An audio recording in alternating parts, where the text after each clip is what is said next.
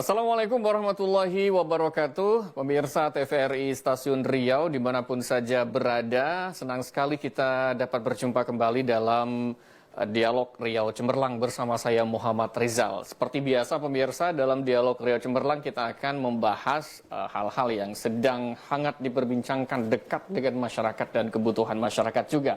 Kali ini kita akan membahas tentang satu tema yang merupakan harapan dan juga cita-cita bagi para pelaku UMKM terutama di masa pandemi. Tema kita kali ini adalah tentang UMKM harus naik kelas di masa pandemi. Karena kita tahu bahwa pandemi COVID-19 ini menghantam sejumlah sektor kehidupan, termasuk juga sektor usaha mikro, kecil, dan menengah. Lantas seperti apa nih upaya pihak-pihak terkait, terutama para penggiat maupun pelaku UMKM sendiri untuk bisa naik kelas di masa pandemi COVID-19. Kalau kita balikkan juga, apakah selama pandemi pernah turun kelas, begitu ya kan? Ada naik, ada turunnya gitu. Kita akan coba tanyakan nanti kepada para narasumber yang hadir pada sore hari ini. Saya akan perkenalkan satu-satu. Yang pertama ada Bapak Dr. Nurhamin Nahar, Ketua APMI Kimdo Riau. Ya, APMI Kimdo ini Asosiasi Pengusaha Mikro, Kecil, Menengah dan Mandiri Indonesia, Provinsi Riau. Assalamualaikum Pak Nurhamin. Waalaikumsalam, selamat sore. Kabar baik ya? Alhamdulillah. Alhamdulillah. Ini organisasi baru sepertinya ya? Iya, benar. Nanti Pak Nurhamin bisa menjelaskan seperti apa organisasi ini. Baik, kemudian narasumber kita berikutnya ada dua orang pelaku UKM Provinsi Riau. Yang pertama ada Mbak Sheila Priscilla, pelaku UKM Madu Hitam Akasia ya. Selamat sore Mbak Sheila. Sore. Kabar baik ya? Luar biasa. Luar biasa. Ini udah mulai semangat nih Pak Nurhamin ya. Oke, dan di samping saya ada Ibu Surmayanti, pelaku UKM juga dari Negeri Pacu Jalur, Kuantan Singgingi, pelaku UMKM di bidang batik Kuansing begitu. Ini juga menjadi bagian segar, pengetahuan segar kita adanya semacam memperkenalkan batik daerah-daerah yang ada di Provinsi Riau, terutama batik Kuansing begitu ya. Selamat sore Ibu, apa kabar? Selamat sore, alhamdulillah baik. Kabar baik ya, alhamdulillah. Baik, ini sejumlah narasumber yang akan nanti bercerita kepada kita tentang bagaimana suka dukanya menghadapi pandemi COVID-19 ya. Kalau kita balik ke tema kita, UKM harus naik kelas di masa pandemi. Saya pertama ke Pak Nurhamin dulu gitu ya. Sebelum ke tema, saya ingin pemirsa mengenal lebih dekat dulu organisasi APMI Kimdo ini bagaimana nih Pak? Silakan. Ya, terima kasih. Asosiasi Pengusaha Mikro, Menengah ya dan Mandiri Indonesia ini, saya kira posisi yang paling bagus saat sekarang untuk mencari wadah di saat posisi UMKM mencari model dan format untuk kolaborasi. Pada posisi itulah ketika kita dapat mandat dari APMI Kimdo Jakarta, pusat maksudnya, ketika itu saya berdiskusi dengan kawan penggiat UMKM, bahkan di pelaku UMKM juga di Riau. Karena posisi saya sebelumnya kan pengelola organisasi di bidang lain, tapi penggiat UMKM juga berjalan waktu itu.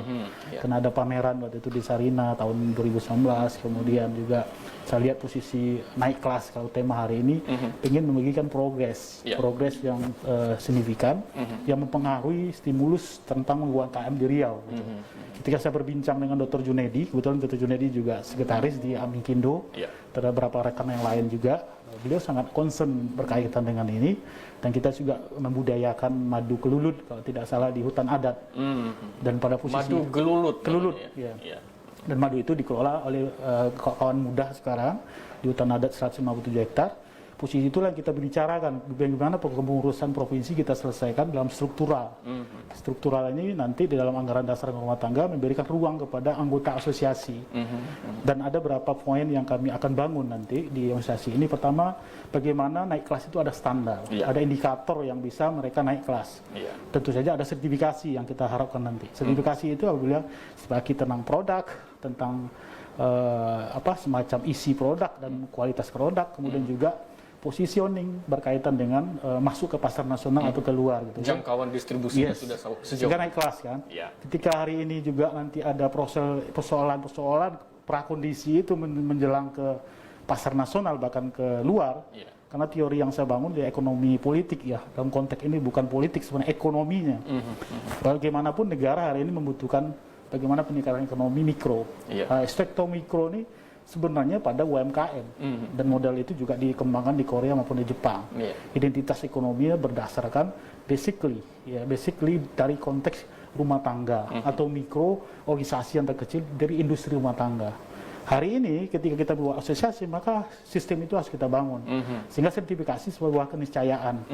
Yang kedua adalah, yang kami bangun adalah nanti pada asosiasi ini adalah bagaimana rekrutmen anggota dalam standar tertentu gitu ya. Dalam hal mungkin punya produk, karena mandiri. Posisional mandiri, maka justru nanti anggota-anggota belum punya produk, dia akan berkiblat. Nah, setelah punya produk, nanti ada kawan-kawan yang punya eksistensi udah bagus. Seperti Frisilia juga di organisasi ini, wakil ketua bidang IT, marketing, teknologi marketing, digital nanti, dan ibu kalau salah di retail ya. Posisi ini yang kita bangun nanti, apabila nanti jadi punya kiblat, dan mereka punya arah kepada retail yang maju ke pasar nasional, tentu saja kawan-kawan itu secara komunitas, dia terbangun sendiri. Tidak lagi dalam struktural formal, dia lari kepada struktural non formal seperti sekarang asosiasi kan non formal. Ini yang kita bangun. Mereka akan menjadi sebuah wadah yang mandiri, mandiri, bisa berdiri sendiri, bisa mengembangkan. Dan itu yang diharapkan oleh negara nanti ujungnya. Pada posisi hari ini kan banyak pelatihan yang dibangun oleh dinas. Saya kira kita saling berkolaborasi. Ketika ada opsi membangun itu di luar dan bermitra dengan Dinas Koperasi dan UMKM atau industri kreatif, kita bangun mitra kerja. Tetapi kawan-kawan di dalam pengurus APMIKindo Riau itu ada 3 unsur. Pertama, berkaitan dengan kawan-kawan di akademisi, karena di akademisi kan banyak teori kata kawan-kawan. Tapi teori tanpa teori membangun prakteknya juga menjadi masalah, tidak efektif. Orang praktisi dan pelaku bisnis juga masuk dalam pengurus. Saling menguatkan ya. Saling yang ketiga, orang yang pendatang baru. Yang bisa akan menjadi arahan kepada keberhasilan yang membuat memicu trigger kepada kelompok usahawan baru yang tentu saja kelompok milenial nanti sasaran kita. Pada posisi itulah yang kami bangun di APMIKindo hari ini. Dan pengurus pusat kebetulan di dalam struktur di Jakarta adalah orang-orang profesional di BUMN atau yang visioner di instansi berkaitan dengan usahawan itu bentuk-bentuk yang bisa membuatkan afiliasi nanti kepada bentuk keberpihakan. Dan negara hari ini membutuhkan kemitraan seperti itu. Saya kira itu. Artinya ini adalah mitra negara untuk mengembangkan usaha mikro, kecil, dan juga menengah untuk sama-sama mengembangkan agar naik kelas begitu ya. Sudah berapa nih Pak Nurhamin anggota yang tergabung di APMIKindo ini? Kita baru 1 bulan ini dapat pengurus dan SK dari pusat. Kemudian nanti kita membentuk DPC namanya di kabupaten kota, tentu saja yang dari unsur tadi, dari akademisi, praktisi bisnis, maupun jadi kawan-kawan milenial juga bergabung di situ. Dan posisi inilah yang kita bangun di trustnya dulu, kepercayaan dulu kepada pengurus DPD provinsi. Sehingga kawan-kawan pada rapat awal kemarin kita sepakat membuat role modelnya seperti apa ini pada positioning. Dan hari ini juga salah satu asosiasi kami bagaimana ke depan memberikan ruang yang betul-betul wadah ini menjadi ekspresi mereka dan tempat perhatian mereka nantinya juga, bahkan bagian talent-talent yang informal tadi. Sehingga tidak lagi ada kekakuan yang luar biasa, tapi mereka ada opsional berkaitan dengan ini wadah yang lebih egalitarian, saya kira seperti itu. Ini organisasi yang terbuka bagi siapa yang ingin bergabung, UMKM yang ingin menjadi bagian dari organisasi ini, maka terbuka, bisa sharing di sana juga, bisa berbagi pengalaman juga. Tapi satu lagi pertanyaan saya sebelum ke Mbak Sheila dan Ibu Sumbayanti ya. Tema kita ini kan UMKM harus naik kelas di masa pandemi. Emang pernah turun kelas? Saya sendiri merasa. Gimana? Saya sebenarnya punya produk. Dulu Tanja. Kalau turun kelas gimana nih? Silakan. Ketika saya di Sarina, Jakarta, diterima produk saya, dan sudah dikurasi, akhirnya di pameran kalau saya di terminal ya, di sebuah bandara, ini ditarik karena pandemi, karena juga wisatawan waktu itu lagi stop ya. Ditarik itu turun kelas. Itu apa ya? Turun kelasnya di situ. Ya turun kelas, dan kita harus tetap bertahan. Dalam hal ini ada produk lain saya kira, karena saya jual jasa, saya membuat analisis. Ini memang harus kita buat model gitu. Dan saya tidak bisa berjalan sendiri dengan otodidak saja. Ada kemitraan dengan kawan yang profesional di bidang itu. Dengan penggiat UMKM yang kemarin saya buat juga bagaimana mengangkat salai lele, kalau tidak salah salai sepatit di TVRI juga. Kemudian yang terakhir adalah madu gelulut. Saya kira wadah ini menjawab itu. Ada kawan-kawan yang lebih aspek di bidang itu seperti Sila juga sudah mulai ke madu yang pasarannya sudah terbuka sekali saya lihat. Oke. Saya kira seperti itu. Nah, sekarang kita pengen berbagi cerita. Pemirsa kita pengen dengar begitu ya. Masa turun kelas dan masa naik kelasnya. Ini kita cerita masa turun kelasnya di masa pandemi dulu. Mbak Sheila mungkin bisa bercerita turun kelasnya seturun apa sih begitu ya? Boleh nggak kita artikan turun kelas ini ada semacam kerugian di sana, baik omset maupun distribusi yang terhambat, tidak bisa lagi berkegiatan seperti biasa. Seperti apa ceritanya Mbak Sheila? Oke, kalau ngomongin turun kelas sebenarnya nggak hanya di bisnis ini aja, tapi kita pasti di dalam kehidupan ini pasti adalah masa-masa setback di mana ada problem, ada situasi. Tapi yang saya selalu bilangkan adalah ke teman-teman, jangan lihat problemnya, tapi kita lihat beyond the problem. Oke. Kita lihat solusi bagaimana kita harus beradaptasi, kita fleksibel, kita taruh kreativitas kita di situ, gimana supaya kita ya bisa maju terus, kita nggak turun kelas lagi gitu. Kalau boleh cerita masa turun kelasnya waktu itu, waktu pandemi lagi gila-gilanya, seperti apa turun kelasnya itu? Itu banyak banget ya ceritanya kalau ngomongin UMKM, especially pasti bagi teman-teman yang baru mau memulai, dari tim itu pasti manajemen, pengelolaan keuangan, modal itu banyak banget sih masalahnya. Cuman kalau yang saya bilang memang kekompakan tim dalam membangun bisnis UMKM itu penting banget nomor satu karena of course pandemi kita semua merasakan bagaimana itu juga menjadi situasi yang membuat kita mau nggak mau sempat harus vakum, harus turun kelas, Vakum kehilangan ya, berarti turun kelas itu sama dengan vakum, sama dengan kehilangan omset. Terus tim habis itu internal tim kita jadi ya banyak clash, banyak berantem of course ya kan. Vakumnya seperti apa dan kehilangan omsetnya seperti apa? Buat cerita dikit aja. Kita kan nggak boleh lama-lama di sana ya, kita pengen menatap ke depannya, naik kelasnya gimana gitu ya. Apalagi kayak zaman dulu kita yang namanya kita taruh produk di mana misalkan taruh di toko gerai oleh-oleh atau taruh di bandara atau di mana orang udah beli gitu kan. Tapi begitu pandemi orang udah nggak ada yang boleh keluar-keluar, mulai bingung. Ya dong, gimana yang tadinya jualan mau kayak gimana, terus produk keburu expired dan lain-lain. Ya itu menjadi of course menjadi setbacknya kita. Dan pada saat itu awal-awal pandemi kan kita teknologi juga masih gaptek banget ya teman-teman. Awal-awal pandemi ya. Pasti. Jadi ya habis itu dari situ gimana ya harus cari cara, mau nggak mau kita harus ya adaptasi, mau nggak mau harus benar-benar meluangkan effort yang lebih, yang sangat untuk let's survive this together gitu. Satu lagi nih sebelum Bu Sumberyanti cerita, kerugian paling besar dirasakan pada saat itu tuh mencapai nominal berapa sih Mbak? Nominal ya? Kalau kerugian sih ya sempet sih saldo di ATM perusahaan hampir nyaris nol gitu. Ini serius? Iya dong. Apalagi kan kita operasional harus berjalan. Pelaku UMKM saldonya nol tapi ketawa gitu ya. Tahannya bagus, ketahanan. Operasional harus berjalan. Terus karyawan pada saat itu kita nggak bisa langsung cut. Terus belum maintenance ruang produksi dan bla bla bla. Sedangkan bahan-bahan juga udah kita beli ya, mau nggak mau seperti itu. Baik, nanti Mbak Sheila juga bisa perkenalkan produknya juga. Tapi saya ingin dengarkan kisah dari Ibu Surmayanti dulu. Kalau tadi Mbak Sheila punya kisah begitu, Bu. Ibu, bagaimana kisahnya waktu turun kelas di masa pandemi waktu itu? Sekarang kan pandemi sudah mulai imunitas masyarakatnya sudah mulai bagus, banyak sudah vaksin dan 1 dan 2 sudah banyak masyarakat yang vaksin. Ini artinya bisa berbanding lurus dengan kebangkitan atau naiknya kelas sektor UKM di negeri kita ini. Tapi cerita waktu itu gimana sih Bu turun kelasnya? Kerugian yang dirasakan, mungkin vakum berusaha dan lain sebagainya. Seperti apa Ibu? Terima kasih. Khususnya bagi UMKM batik, saya boleh katakan batik Nagori itu batik yang pertama di Kabupaten Kuantan Sengingi. Sebelum masa pandemi, itu pandemi mulai tahun Maret 2020 ya. Kami mulai berusaha batik ini mulai 2016. Dan di 2020, sebelum 2020 kami sudah mensiasati bukan berarti kami udah tahu corona mau masuk, tidak. Sasaran itu dulu.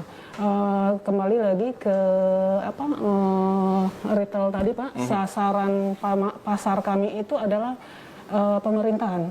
Pegawai negeri, pegawai honor, pegawai BUMN itu yang jadi sasaran pemerintahan desa. Sehingga kami bikin isu, Mbak kata ketua tadi, isu politik bahwa batik Kuansing ini akan menjadi ikon baru di Kabupaten Kuantan Sing ini.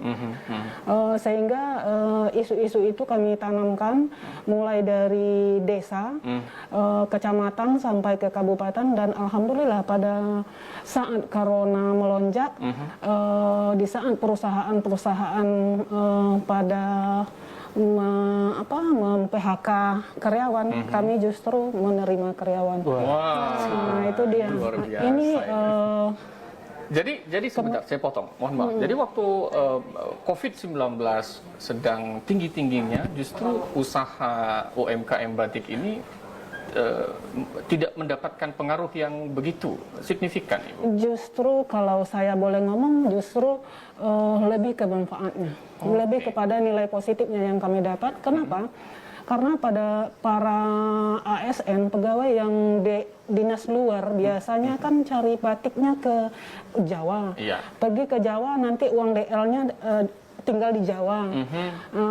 Melalui himbauan Pak Gubernur, supaya tahun 2020 kalau tidak salah di Oktober, Pak Gubernur mengeluarkan himbauan untuk mengatasi pandemi itu supaya belanjanya di daerah masing-masing gitu kan. DL dinas luar itu dibatasi ya? Iya, dibatasi, dinas di sehingga dalam kota aja dulu ya. Iya, sehingga para pegawai itu tentu nggak bisa lagi keluar belanja. Waduh. Nah, belanjanya di produk. Mau nggak mau belanja di daerah ya? Iya, akhirnya dia mencintai produk daerah. Berarti Artinya apapun. COVID-19 ini punya apa ya, dampak positif juga bagi pelaku UMKM, terutama batik ya? Iya, kembali lagi kepada saya indikator naik kelasnya itu saya juga nggak terlalu detail memahami, cuma bagi saya alat ukur sebagai pelaku UMKM naik kelas itu adalah meningkatnya jumlah produksi, meningkatnya jumlah karyawan, pengrajin, produksi karyawan, luasnya cakupan pemasaran. Kemudian ada satu lagi, profitnya meningkat. Profit, pasti itu. Biasa iringnya, pasti profitnya ya. Kemudian alhamdulillah sebelum corona itu pengrajin saya cuma 27 orang. Setelah COVID hari ini mencapai di angka 87 orang. Wah, luar biasa. Iya. Naiknya lebih dari 100%. Pertanyaan saya, mohon maaf saya potong. Pertanyaan saya, berarti apakah Ibu dan UMKM yang Ibu kelola batik Nagori ini atau batik Kuansing ini belum mengalami turun kelas di masa pandemi? Saya rasa saya berani bilang tidak. Wah, tidak ya. Perbandingan ya. Tidak ya. Tidak ada turun kelasnya. Kenapa? Karena waktu sebelum corona itu jumlah kelompok batik, saya kan bukan bukan mencari profit sendiri, berarti kita melalui organisasi ini ada kolaborasi. Terbentuknya KUB di Kabupaten Kuantan Sing. KUB itu ada sebetulnya petitor. KUB itu adalah di kecamatan-kecamatan. Sekarang tercatat 22 sebelum yang dilatih semalam di BDI, 22 KUB yang sudah tumbuh, itu rata-rata itu ada campur tangan dari Batik Nagori. Sehingga KUB yang 22 ini punya karyawan sendiri, punya usaha sendiri. Berkembang di Kabupaten Kuantan Sing. Luar biasa. Sebelum ke Pak Nurhamin, saya masih ke kedua pelaku UMKM ini Pak ya. Tadi saya janji bahwa kasih kesempatan untuk memperkenalkan produknya juga begitu. Ini bagian bagian bahwa walaupun pandemi UMKM tetap produktif gitu ya. Mbak Sheila, boleh silakan bergerak di bidang madu hitam akasia ya? Iya. Boleh diperkenalkan? Oke. Jadi kalau ngomongin tentang madu, sebenarnya madu udah banyak di Indonesia, dan saat kita mau mulai madu pun concernnya banyak orang adalah How are you going to compete with other madu yang udah mereknya yang udah gede, udah pergi ke sampai ke luar negeri, udah diekspor gitu kan. Jadi yang di sini kita mau kasih, bisa dibilang ya kasih inspirasi juga buat teman-teman bahwa inilah datangnya kreativitas. Jadi aku bisa bilang kalau Lebah Madu, kita itu bersaingnya tuh di tingkat kreativitasnya. Jadi nggak di madunya aja, tapi ya sebagai sebuah ekonomi kreatif juga, UMKM yang kreatif, gitu. Dari namanya juga Lebah Madu, bahasa Indonesia, tapi memang sengaja kayak dipisah Lebah Madu supaya kayak it sounds like European. Dan juga, Le apa gitu ya? Le, exactly. Terus ini juga sebenarnya bermulai dari concern juga, empati terhadap para peternak lokal Riau. Jadi suatu hari mereka datang ke aku gitu, ada kelompok dari peternak lokal Riau yang kesulitan karena mereka nggak tahu, mereka nggak ngerti teknologi, mereka tinggalnya juga di tengah hutan, di mana mereka mau memasarkan produk hasil ternak mereka secara digital gitu, sedangkan mereka nggak ngerti dan punya banyak limitasi ini, ya kan. Jadi makanya di situ juga saat pandemi juga itu semua terjadi, di mana akhirnya tahun berapa memulai? Tahun lalu 2020. 2020. Justru ini dimulai pada saat 2021 pandemi. berarti, iya. Dimulai pada saat pandemi. Exactly. End of last year.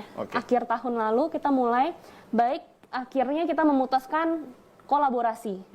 Kita kolaborasi, gimana caranya kita urus legalitasnya semua. Legalitas, ini yang legalitas menjadi perbincangan kita nanti, legalitas, Terus tentunya juga tim yang kira-kira memang memiliki kapabilitas untuk gimana ini supaya kita bisa brainstorm bareng lah, bisa memiliki visi misi yang sama, menjadikan ya bahwa dan apparently ternyata memang madu hitam Riau itu tuh udah banyak dikenal, cuman yang nge-brandinginnya memang secara eksklusif, secara kekinian dan milenial. Ada legalitas tadi, kemudian ada rebranding. Rebranding. Brand mungkin udah banyak ya, ada madu A, madu B, madu C, tapi merebranding kembali. Di sana tadi Mbak Sheila mengatakan ya beradu kreativitas di sana. Nanti kita sambung lagi ya. Siap. Bu Sumaryati, kita sambung lagi, Pak Nurhami kita sambung lagi. Nanti di segmen kedua kita akan bahas tentang apa nih trik agar naik kelas? Apa yang mesti dimiliki oleh UMKM yang ada di Riau? Kami akan segera kembali usai jeda berikut, tetap bersama kami di Dialog Riau Cemerlang.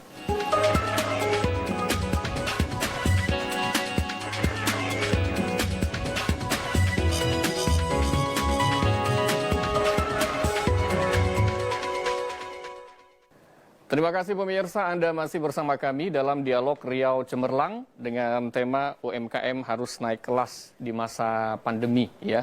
Hari ini karena keterbatasan juga kita dan juga Pak Nurhamin menghadirkan dua pelaku UMKM ya. Semoga di lain kesempatan kita juga bisa menghadirkan pelaku-pelaku UMKM lain ya, untuk bisa menjadi spirit bersama, bisa naik kelas bersama-sama begitu ya. Ini masih sedikit lagi nih ke Mbak Sheila ya. Tapi sebelum itu saya juga mengundang pemirsa yang menyaksikan dialog kita pada kesempatan ini, yang ingin memberikan pertanyaan ataupun komentar, ya, saran dan lain sebagainya. Kami buka ruang publik untuk Anda memberikan pertanyaan ataupun saran ataupun komentar Anda terkait dengan tema kita pada kesempatan ini. Nomor yang bisa Anda gunakan tertera di layar kaca Anda. Terbuka ruang publik untuk Anda ya. Baik, Mbak Sheila, tadi sudah dijelaskan ya produknya apa ya, madu hitam akasia ya. Kemudian ini secara kemasannya juga dibuat berbeda begitu ya. Ada alasan sebalik itu? Jadi tadi balik lagi, kita juga ingin membawa Riau. Gimana supaya kayak Riau tuh bisa bangga memang punya madu itu sebagai madu hitam ini tuh sebagai ciri khas oleh-oleh dari Riau loh gitu. Jadi dari packagingnya juga kita buat gimana supaya ini sustainable.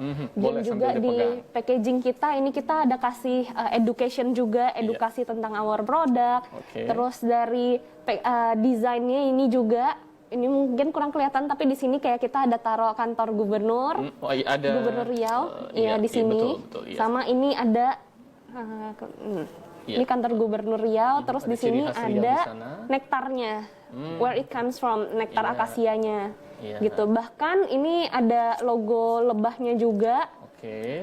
very small, tapi ini itu batik pucuk rebung sayapnya.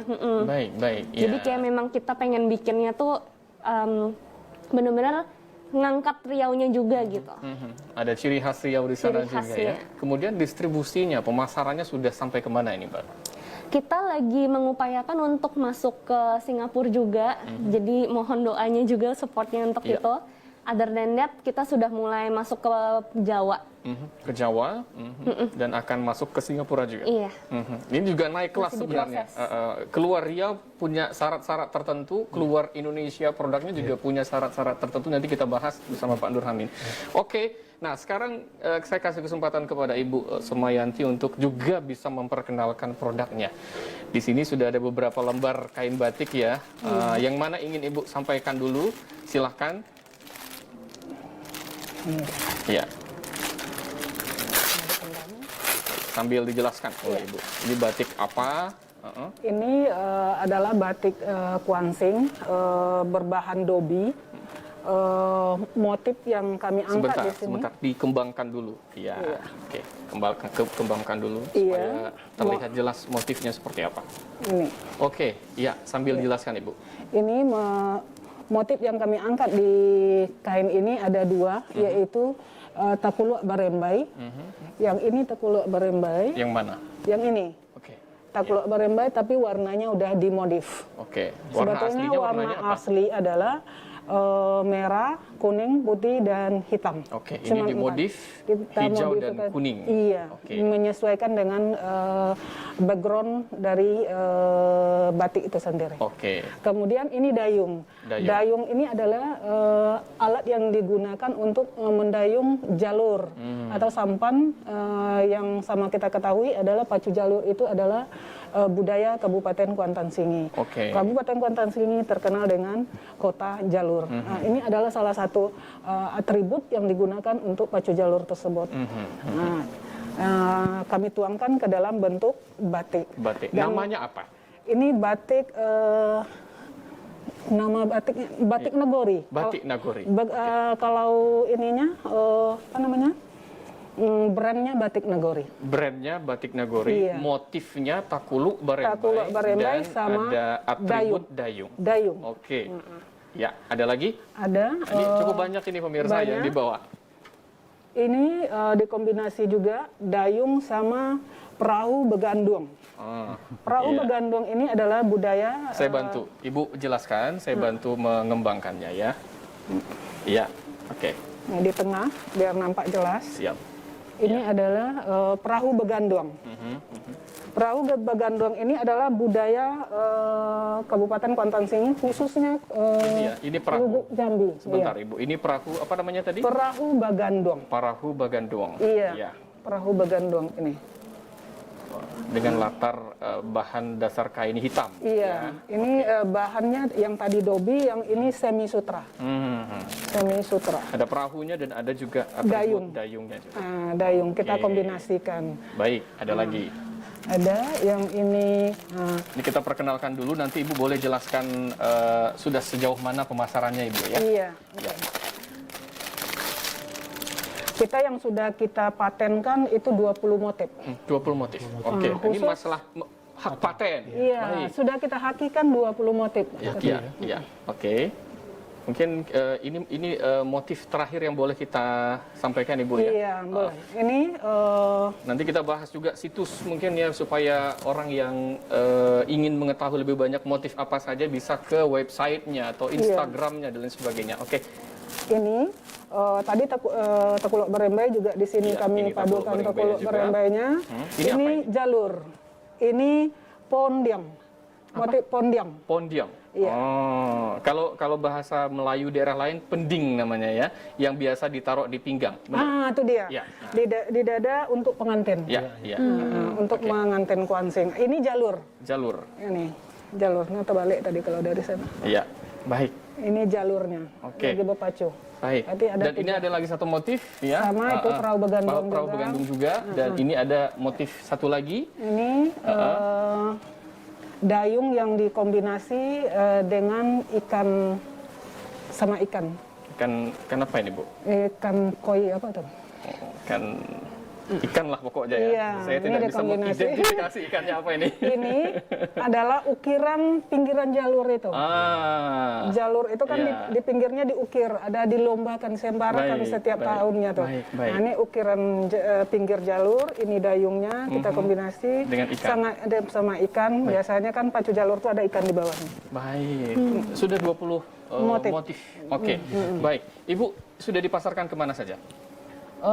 Pertama sekali di daerah sendiri yaitu Kabupaten Kuantan dengan ini. sasarannya tadi ya, Iya, para ASN, sasaran. pejabat daerah dan lain Iya. sebagainya. Sudah masuk ke sekolah sebagai batik yang dipakai oleh siswa, Belum sampai ke sekolah, masih pegawai. pegawai saja. Sudah di daerah Kuansing sudah. Sudah. Keluar Kuansing bagaimana? Kalau untuk di Kabupaten Kuantan sini itu dipertegas dengan Peraturan Bupati nomor 36 tahun 2021, kemudian ada surat edaran nomor 008 SE 1119. Oke, baik. Kemudian Untuk keluar Kuansing bagaimana? keluar Kuansing, alhamdulillah di Pekanbaru ini saya rasa batik Kuansing yang paling mendominasi karena seperti yang kita lihat ketika kita pergi berkunjung ke perkantoran, rata-rata pegawainya memakai batik Kuansing, apalagi di Beng Riau. Beng Riau Kepri, Riau Kepri itu setiap hari Rabu diwajibkan memakai batik Riau. Dan alhamdulillah kita hampir di seluruh Riau Kepri mendapatkan orderan untuk mengisi di perbankan. Baik, oke. Terkait legalitas, kemudian hak paten, haki di sana juga nanti boleh dijawab Mbak Sheila dan Ibu juga ya. Saya ke Pak Nurhamin. Apa yang harus dimiliki oleh UMKM agar naik kelas? Kelasnya mungkin bertingkat-tingkat, bisa kelas provinsi, nasional, bahkan di luar Indonesia. Seperti apa, Pak? Saya kira pertama memang aspek legal ya. Ya. Aspek legal itu memang kemutlakan bagi UMKM karena akan transaksi atau bentuk kerjasama mesti aspek legal. Dan kita di Amikindo ada ketua bidang hukum dan advokasi. Positioning nanti pada posisi marketing digital, ada lagi bidang yang membangun itu supaya nanti ada proses perubahan, pergeseran dari bentuk yang sebelum terpromosikan di bentuk lokal, nanti bisa pada main di media sosial contohnya, atau di website nanti kita buka di situ ya Amikindo, bahkan nanti kemitraan dan kolaborasi di kawan-kawan lain, atau justru main di kelompok-kelompok digital yang bergede, startup gitu, contohnya seperti itu. Saya kira nanti akan arah ke sana. Tapi sebelum ke sana tentu saja ada prakondisi. Nah, disinilah Amikindo bermain di situ. Posisi bagaimana seperti kawan-kawan ini sebenarnya sudah lama. Dan kita membuat wadah ini sekarang posisinya kan terbuka ke publik. Ketika terbuka publik, yang memulai awal mesti akan tadi dikatakan tadi kiblat gitu. Kiblat dari kawan-kawan ini juga sekarang ke internasional. Saya kira Sheila tadi mau bikin ekspor ke ekspansi produknya ke Singapura, bahkan ke Pulau Jawa atau yang lain. Batik tadi bermain di tengah COVID malah lebih laku gitu ya. Pada positioning nanti dia dipromosikan oleh orang lokal naik ke nasional, bahkan ke luar. Sehingga ini menjadi dinamika produk yang betul-betul bisa kompetisi yang fair gitu. Nah, ini posisi yang sekarang harus kita buat daya saing dulu. Jadi untuk naik kelasnya daya saing. Baik, tapi mengenai aspek legalitas ini unsur-unsurnya apa agar sebuah produk yang kemudian diproduksi oleh pelaku UKM kita ini benar-benar legal, begitu? Baik di pasar daerah, pasar provinsi, pasar nasional dan kalau secara individu kawan-kawan punya badan usaha saya kira itu kemutlakan. Yang kedua kita di Amikindo membuat koperasi nasional Amikindo. Nanti wadah itulah menjadi market di kabupaten dan bahkan ruang promosi. Jika akan sediakan itu dalam struktur. Posisi dalam konteks kompetisi individual dan yang tadi itu mungkin ada pelatihan, prakondisi. Yang sudah kuat mungkin memberikan motivasi. Jadi motivator seperti Sheila dan Ibu ini saya kira motivasi. Sehingga beliau jadi pengurus provinsi sekarang. Ini prakondisi bagaimana kiblat kita ke depan dan bahkan menjadi salah satu inspirasi bagi kawan-kawan yang lain. Karena bertahan di pandemi ini kan tidak semua orang akan lolos. Kadang-kadang secara mentali dia turun banget gitu. Secara psikologis dia tertekan gitu, modal kurang dan produk nggak laku gitu ya. Pada posisi kepertahanan sekarang ada dua perbandingan ini justru menjadi lompatan lagi supaya rasa semangat bersama di dalam Amikindo bisa tercipta. Dan kami di akademisi kawan-kawan di akademisi di samping juga punya usaha masing-masing gitu ya. Contohnya ada kawan-kawan tadi di akademisi dia membudidayakan di dalam pengurus ini membudidayakan bidang pertanian itu jamur gitu ya. Yang kedua membudidayakan anggur yang sekarang udah produknya di kita di kebun anggur. Kan di birokrat juga ada di kawan-kawan di dalam pengurus. Dia ada di bidang pelelangan bahkan di bidang posisi dalam buat kontrak gitu ya. Kontraknya kan penting nanti diajarin gitu di situ. Dan satu lagi adalah di lembaga kursus dan pelatihan.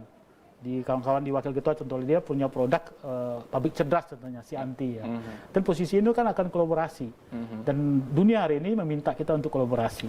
Sehingga tidak semuanya kita tahu tetapi semuanya tersedia di media dan kawan-kawan kemitraan itu dia menyediakan ruang untuk diskursusnya bagus untuk memprakondisikan lebih naik kelas tadi. Aspek legalitas di sana mungkin kalau untuk produk makanan atau minuman bisa jadi badan POM ya. Yes. Kalau untuk non makanan ini legalnya seperti apa? Apakah hak paten di sana?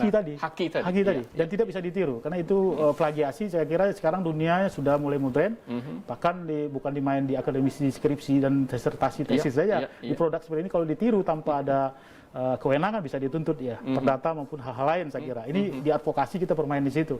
Sehingga 20 hak cipta dari batik Nagori ya, bisa saja kita lindungi dalam konteks ada advokasi di kita dan bisa kita dampingi jika ada hal-hal yang berkaitan dengan hak ciptanya diserobot oleh pihak lain, saya kira itu. Baik. Selain dari legalitas yang di dalamnya ada BPOM, kesehatan untuk produk makanan dan minuman, kemudian ada hak paten dan lain sebagainya untuk non makanan. Apalagi nih yang harus dimiliki oleh UMKM agar naik kelas? Kalau naik penggunaan kelas, teknologi mungkin digital marketing. Digital marketing. Jawabannya seperti itu. Kayak Sila saya kira dengan kawan juga akan membuat promosi dan jakan di Jakarta di Amikindo sekarang meletakkan Amikindo Pusat sebagai wadah berkumpulnya tentang digitalisasi UMKM dan mimpi besar bagi kita hari ini gitu. Karena startup yang lain juga pernah bermitra seperti produk-produk di GoFood atau yang lain kan sebenarnya UMKM juga.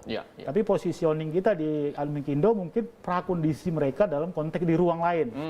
Kalau udah masuk startup kan sudah pasar yang sudah bebas sekali kan gitu. Pada posisi mereka bertahan dan membuat produk dan kemasan, packaging segala macam, disitulah bermain Amikindo dan bahkan ruang-ruang tadi advokasi mendampingi mereka.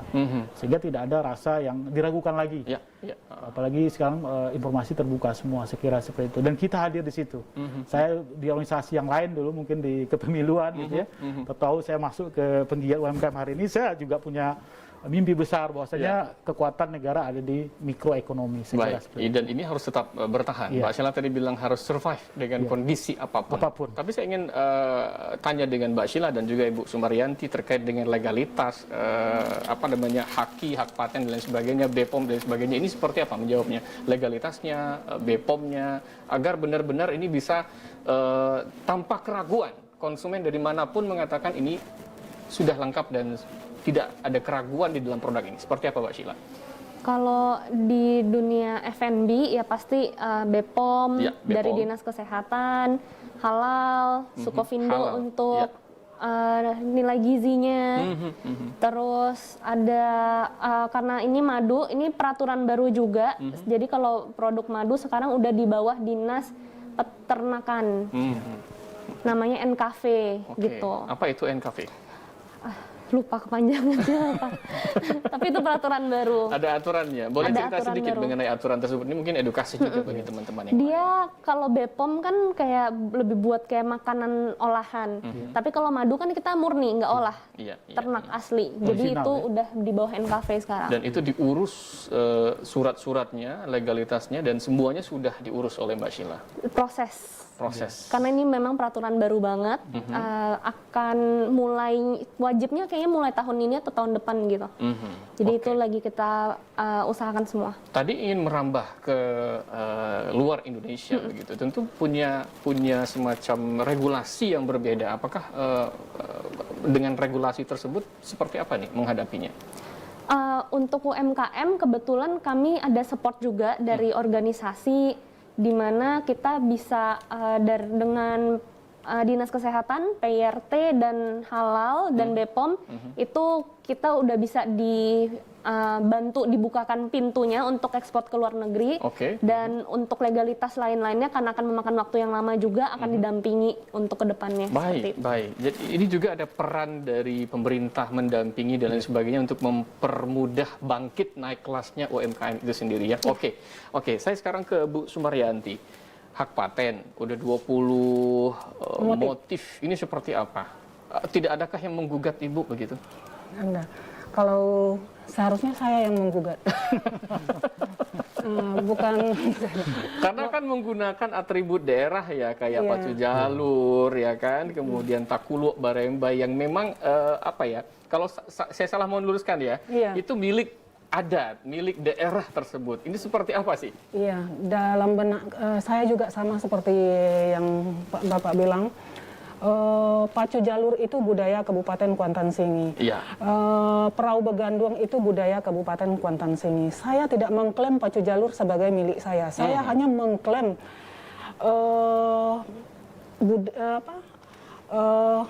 bentuk dari jalur itu saya masukkan ke kain. Saya tuangkan di karya cipta. Sehingga karya cipta saya itu menjadi sebuah yang bisa dilindungi. Bukan pacu jalurnya yang saya klaim, tapi ketika jalur itu saya tuangkan ke dalam wadah. Gitu. Nah, itu dia. Kami juga sudah konsultasi ke Kementerian Hukum di sini sebelum menghakikan. Kemudian orang itu juga datang ke Kuansing untuk mengasih edukasi tentang hak cipta itu. Setelah saya mendapatkan informasi yang ini, pertama sekali saya hanya melindungi supaya saya tidak dituntut. Oke. Pertama sekali itu. Apa yang Ibu lakukan untuk hal itu? Mendaftarkan setiap motif yang saya ciptakan itu saya daftarkan ke Kementerian Hukum dan HAM. Oke, sudah terdaftar ke 2020. Sudah terdaftar ke 20-nya. Kemudian saya juga brand yang saya angkat itu juga saya daftarkan. Oke, baik. Itu secara administrasi, begitu ya, Iya, secara kenegaraan, secara legalitas formal kenegaraan kita. Bagaimana dengan adat? Di Kuansing kita tahu nenek mamanya datuknya itu masih memegang peranan begitu Bu. Apakah mereka ada komentar terkait dengan apa yang Ibu lakukan? Foto gambar pacu jalur ke batik, takulak barembay ke batik, dan ini kan dijual, dikomersilkan. Itu masalahnya seperti apa? Alhamdulillah saya sampai saat ini saya belum ada dapat sorotan yang negatif daripada nenek mama pembangku adat tentang budaya yang saya angkat. Apakah mereka mendukung? Mendukung karena dulu mungkin orang Pekanbaru tidak mengenal dengan apa itu perahu begandung, apa itu takuluk barembay, orang tidak mengenal apa itu jalur, walaupun sudah menjadi ikon wisata Riau, bahkan nasional bahkan internasional, tapi ada orang-orang tertentu yang belum tahu. Oh ini apa? Bahkan saya waktu jualan langsung ke kantor-kantor yang ada di Provinsi Riau ini, orang bertanya, apa nih ini, apa filosofinya. Nah, bahkan saya dengan bangganya mempamerkan itu gitu. Bahkan secara tidak langsung berarti kita kan mengenalkan ini loh, Kuansing punya identitas gitu. Iya, ini belum ada yang menuntut tapi didukung oleh perangkat-perangkat adat di daerah Kuansing. Ini menjadi spirit baru untuk naik kelasnya lagi nih. Betul. UMKM kita. Satu lagi, digital marketing. Bagaimana nih Mbak Sheila?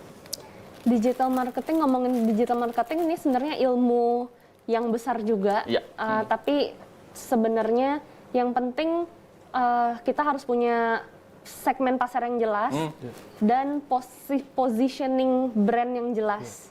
Itu aja sih. Kalau ini udah very clear, udah tahu sebenarnya untuk in terms of digital marketing nggak sulit kok.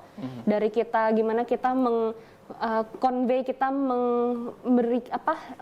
mengconvey our story, dari apa value yang ingin kita sampaikan di situ, dari bikin konten strategi dan lain-lain itu bisa. terarah dari situ. Gitu. Kalau Mbak Sheila sendiri menggunakan digital marketing itu seperti apa penggunaannya? Menggunakan media sosial kah atau upload video di YouTube dan lain sebagainya seperti apa? Dan bagaimana pengaruhnya atau dampaknya terhadap pemasaran ini sendiri, Mbak Sheila? Tentunya kalau zaman sekarang nggak bisa lari dari social media. Ya. Jadi kita memang fokus di social media. Boleh dicek Lebah Madu. Apa itu di mana? Di Instagram? Di Instagram. Lebah Madu. Lebah Madu, nggak Oke. pakai H. Lebah ya. Lebah Madu. Di situ kita banyak kreativitas yang kita kasih tahu, yang kita posting juga. Nah dari situ sebenarnya itu menjadi ibaratnya ya menjadi kayak portfolio kita gitu. Ini sebenarnya Lebah Madu siapa sih? Udah gimana aja sih? Produk-produknya udah sampai mana aja sih gitu. Jadi itu yang mesti kita take care, branding dan positioning. Oke, dampaknya dengan menggunakan digital marketing dengan pemasaran, dengan omset yang masuk, apakah berbanding lurus atau signifikan? Bisa dibilang ya pasti sangat membantu, terutama ya di omset juga. Dan tapi balik lagi nggak boleh cuman fokus hanya di digitalnya doang, Harus tapi kemana kita lagi? juga offline-nya juga harus jalan. Oke, offline-nya seperti Marketing apa? offline-nya juga harus jalan. Kalau offline-nya dengan media apa? Dengan offline? Kalau offline ya kita misalkan bekerja sama dengan kafe, dengan restoran, dengan hotel, Iya. dengan gerai-gerai. Boleh tahan sebentar? Yes. Ini ada pemirsa kita yang ingin sumbang saran mungkin ya. Siap. Assalamualaikum, selamat sore. Assalamualaikum. Iya, dengan siapa Bapak? Di mana? Dengan Indra di Rimbo Panjang. Indra dari Rimbo Panjang. Boleh langsung Pak, silakan disampaikan. Ya, ini ada dua produk ya yang ditampilkan dalam dialog di TVRI. Ya. Kalau saya seperti konsumen, di mana ya bisa membeli kedua produk ini seperti madu maupun kain batik? Apakah ada di marketplace atau di mana? Gitu. Iya, baik. Itu aja Mas. Silakan. Terima kasih. Terima Pak, kasih. Pak siapa tadi namanya? Indra. Pak Indra di Rimbo Panjang. Terima kasih. Rimbo Panjang. Sekalian dijawab. Kalau ingin mendapatkan ini udah langsung ada yang mau order ini. Iya, oke. Mbak Sheila, Bu Sumaryanti ya. Oke, Siap. silakan. Nanti Bu disambung sama Bu Sumaryanti ya. Silakan. Di Kalau mana? offline kita ada di Jalan Todak, di Pekanbaru. Itu bisa dipesan juga, ada nomor telepon, dan juga bisa juga dari Instagram kita @lebahmadu. Di Tokopedia ada juga Dengan kata kunci apa? Lebah Madu. Tanpa H ya. tanpa H. Oke, di apa lain? Di apa namanya? Online shop yang lain, apakah juga bisa didapatkan selain di Untuk sementara Lazada, kita masih di fokus Shop? di situ. Oke, masih fokus di situ ya. Artinya ada semacam dampak yang ditimbulkan dengan penggunaan digital marketing terutama di masa pandemi ini. Pastinya. Oke, kalau Bu Sumaryanti, apa nih digital marketingnya, situsnya, Instagramnya sehingga orang bisa mengakses informasi dengan produknya, ingin membelinya dan lain sebagainya. Seperti apa? Kalau untuk Instagram kami itu underscore batik jalur batik nagori. Batik jalur batik nagori. Batik nagori. Oke. Kalau Facebook batik jalur batik nagori juga. Oke, banyak yang pesan lewat sana? Banyak. Oke, artinya ada dampak juga yang ditimbulkan ya. Oke. Kalau di Pekanbaru juga ada, di Piera Oleh-Oleh, di Bandara SKA juga ada. Kalau tadi di Rimbo Panjang yang bertanya, berarti lebih dekat ke Piera Oleh-Oleh. Oke, bisa langsung ke sana atau ke Instagramnya tadi batik jalur Jalur batik Batik nagori. Nagori. Kita sudah sampai di penghujung waktu. Saya ingin mewakili dari kedua narasumber kita, Pak Nurhamin, menyampaikan apa ya harapan ya dan juga strategi kedepannya seperti agar naik kelas begitu. Silakan. Jadi dari Amikindo ini saya baru membuka ruang kepada kawan-kawan untuk bergabung yang seperti yang dicontoh tadi, kawan-kawan ini sudah lama. Bahkan di wadah ini nanti posisi untuk interaksi, Ya. bahkan transfer knowledge kepada yang baru maupun yang lain. Yang kita bangun adalah Riau itu bisa. Riau itu bisa produknya bahkan ke ekspansi ke luar justru. Bahkan batik nagori bisa eksis, membuka lapangan kerja.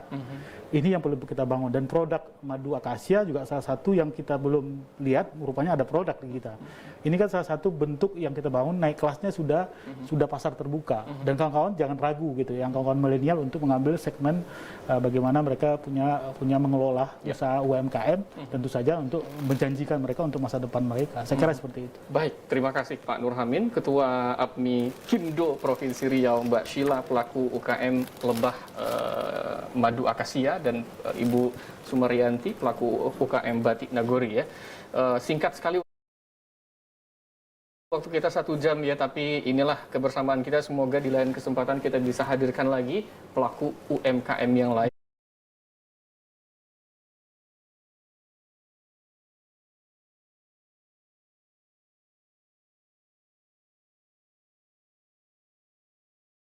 BPOM-nya, agar benar-benar ini bisa tanpa keraguan konsumen dari manapun mengatakan ini sudah lengkap dan tidak ada keraguan di dalam produk ini. Seperti apa, Mbak Sheila? Kalau di dunia F&B ya pasti BPOM, Ya, BPOM. dari Dinas Kesehatan, halal, Sukovindo halal, untuk nilai gizinya. Terus ada karena ini madu, ini peraturan baru juga. Jadi kalau produk madu sekarang udah di bawah Dinas Peternakan. Namanya NKV Oke. gitu. Apa itu NKV? Lupa kepanjangannya apa. Tapi itu peraturan baru. Ada aturannya. Boleh Ada cerita aturan sedikit baru. mengenai aturan tersebut? Ini mungkin edukasi juga bagi teman-teman yang lain. Dia kalau BPOM kan kayak lebih buat kayak makanan olahan. Tapi kalau madu kan kita murni, nggak olah. Iya, iya, Ternak asli. Jadi Original, itu ya? udah di bawah NKV sekarang. Dan itu diurus surat-suratnya, legalitasnya, dan semuanya sudah diurus oleh Mbak Sheila. Proses. Karena ini memang peraturan baru banget. Akan mulai, wajibnya kayaknya mulai tahun ini atau tahun depan gitu. Jadi itu lagi kita usahakan semua. Tadi ingin merambah ke luar Indonesia begitu. Tentu punya semacam regulasi yang berbeda. Apakah dengan regulasi tersebut seperti apa?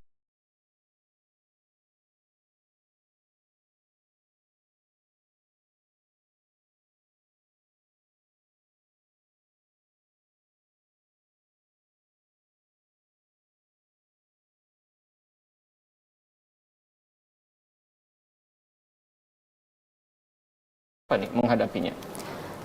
Untuk UMKM kebetulan kami ada support juga dari organisasi di mana kita bisa dengan Dinas Kesehatan, PYRT dan Halal dan BPOM itu kita udah bisa dibantu dibukakan pintunya untuk ekspor ke luar negeri. Oke. Dan untuk legalitas lain-lainnya karena akan memakan waktu yang lama juga akan didampingi untuk kedepannya. Seperti Baik, itu. baik. Jadi ini juga ada peran dari pemerintah mendampingi dan lain sebagainya untuk mempermudah bangkit naik kelasnya UMKM itu sendiri ya. Oke, Saya sekarang ke Bu Sumaryanti.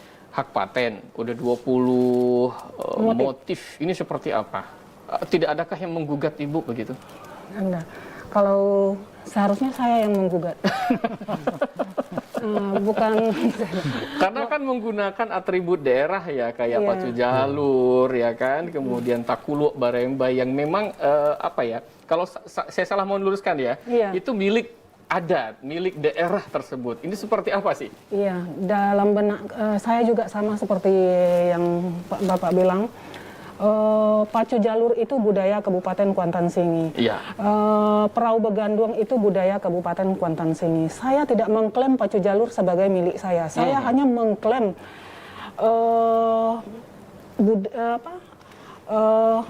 bentuk dari jalur itu saya masukkan ke kain.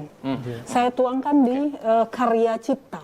Sehingga karya cipta saya itu menjadi sebuah yang bisa dilindungi. Bukan pacu jalurnya yang saya klaim, tapi ketika jalur itu saya tuangkan ke dalam wadah. Gitu. Nah, itu dia. Kami juga sudah konsultasi ke Kementerian Hukum di sini sebelum menghakikan. Kemudian orang itu juga datang ke Kuangsing untuk mengasih edukasi tentang hak cipta itu. Setelah saya mendapatkan informasi yang ini, pertama sekali saya hanya melindungi supaya saya tidak dituntut. Oke. Pertama sekali itu Apa itu. yang Ibu lakukan untuk hal itu? Mendaftarkan setiap motif yang saya ciptakan itu saya daftarkan ke Kementerian Hukum dan HAM. Oke, sudah terdaftar ke 2020. Sudah terdaftar ke 20-nya. Kemudian saya juga brand yang saya angkat itu juga saya daftarkan. Oke, baik. Itu secara administrasi, begitu ya, Iya, secara kenegaraan, secara legalitas formal Iya. kenegaraan kita. Bagaimana dengan adat? di Kuansing kita tahu nini mamanya datuknya itu masih memegang peranan begitu Bu. Apakah mereka ada komentar terkait dengan apa yang Ibu lakukan? Foto gambar pacu jalur ke batik, takulak borembay ke batik, dan ini kan dijual, Iya, betul. dikomersilkan. Itu masalahnya seperti apa? Alhamdulillah saya sampai saat ini saya belum ada dapat sorotan yang negatif daripada nenek mama pembangku adat tentang budaya yang saya angkat. Apakah mereka mendukung? Mendukung karena dulu mungkin orang Pekanbaru tidak mengenal dengan apa itu perahu begandong, apa itu tekuluk berembay, orang tidak mengenal apa itu jalur, walaupun sudah menjadi ikon wisata Riau, bahkan nasional bahkan internasional, tapi ada orang-orang tertentu yang belum tahu. Oh ini apa? Bahkan saya waktu jualan langsung ke kantor-kantor yang ada di Provinsi Riau ini, orang bertanya apa nih ini, apa filosofinya. Nah, bahkan saya dengan bangganya memamerkan itu gitu. Bahkan secara tidak langsung berarti kita kan mengenalkan ini loh Kuansing punya identitas gitu. Iya, ini belum ada yang menuntut tapi didukung oleh perangkat-perangkat adat di daerah Kuansing. Ini menjadi spirit baru untuk naik kelasnya lagi nih. Iya, betul. UMKM kita. Satu lagi, digital marketing. Bagaimana nih Mbak Sheila? Digital marketing, ngomongin digital marketing ini sebenarnya ilmu yang besar juga, tapi sebenarnya yang penting kita harus punya segmen pasar yang jelas dan positioning brand yang jelas. Itu aja sih, kalau ini udah very clear, udah tahu sebenarnya untuk in terms of digital marketing nggak sulit kok. Dari kita gimana kita convey, kita mengconvey our story, dari apa value yang ingin kita sampaikan di situ, dari bikin konten strategi dan lain-lain itu bisa terarah dari situ. Gitu. Kalau Mbak Sheila sendiri menggunakan digital marketing itu seperti apa penggunaannya? Menggunakan media sosial kah atau upload video di YouTube dan lain sebagainya seperti apa? Dan bagaimana pengaruhnya atau dampaknya terhadap pemasaran ini sendiri, Mbak Sheila? Tentunya kalau zaman sekarang nggak bisa lari dari social media. Jadi kita memang fokus di social media. Boleh dicek Lebah Madu. Apa itu di mana? Di Instagram? Di Instagram. Lebah Madu, nggak pakai H. Lebah ya. Lebah Madu. Di situ kita banyak kreativitas yang kita kasih tahu, yang kita posting juga. Nah dari situ sebenarnya itu menjadi ibaratnya ya menjadi kayak portfolio kita gitu. Ini sebenarnya Lebah Madu siapa sih? Udah gimana aja sih? Produk-produknya udah sampai mana aja sih gitu. Jadi itu yang mesti kita take care, branding dan positioning. Dampaknya dengan menggunakan digital marketing dengan pemasaran, dengan omset yang masuk, apakah berbanding lurus atau signifikan? Bisa dibilang ya pasti mau sangat membantu, terutama ya di omset juga. Dan tapi balik lagi nggak boleh cuman fokus hanya di digitalnya doang, Harus tapi kita lagi? juga offline-nya juga harus jalan. Offline-nya seperti apa? Offline-nya juga harus jalan. Kalau offline-nya dengan media apa? Dengan offline? Kalau offline ya kita misalkan bekerja sama dengan kafe, dengan restoran, dengan hotel, dengan gerai-gerai. Boleh tahan sebentar? Yes. Ini ada pemirsa kita yang ingin sumbang saran mungkin ya. Assalamualaikum, selamat sore. Assalamualaikum. Iya, dengan siapa Bapak? Di mana? Dengan Indra di Rimbo Panjang. Indra dari Rimbo Panjang. Boleh langsung Pak, silahkan disampaikan. Ya, ini ada 2 produk ya yang ditampilkan dalam dialog di TVRI. Kalau saya seperti konsumen, di mana ya bisa membeli kedua produk ini seperti madu maupun kain batik? Apakah ada di marketplace atau di mana? Gitu. Baik. Itu aja Mas. Silakan. Terima kasih. Terima kasih. Pak siapa tadi namanya? Indra. Pak Indra di Rimbo Panjang, terima kasih. Rimbo Panjang. Sekalian dijawab. Kalau ingin mendapatkan, ini udah langsung ada yang mau order ini. Mbak Sheila, Bu Sumaryanti ya. Oke, silakan. Nanti Bu disambung sama Bu Sumaryanti ya, silakan. Kalau offline kita ada di Jalan Todak, di Pekanbaru. Itu bisa dipesan juga, ada nomor telepon, dan juga bisa juga dari Instagram kita @lebahmadu. Di Tokopedia ada juga. Dengan kata kunci apa? Lebah Madu. Tanpa H H ya. Tanpa H. Oke, di apa lain? Di apa namanya? Online shop yang lain, apakah juga bisa didapatkan selain di Untuk sementara Lazada, kita masih fokus Shop? di situ. Oke, masih fokus di situ ya.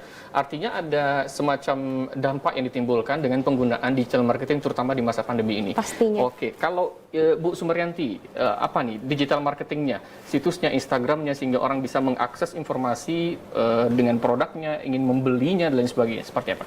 Kalau untuk Instagram kami itu underscore batik jalur batik nagori. Batik jalur batik nagori. Batik nagori. Oke. Kalau Facebook batik jalur batik nagori juga. Oke, banyak yang pesan lewat sana? Banyak. Oke, artinya ada dampak juga yang ditimbulkan ya. Oke. Kalau di Pekanbaru juga ada, di Piera Ole-Ole, di Bandara SKA juga ada.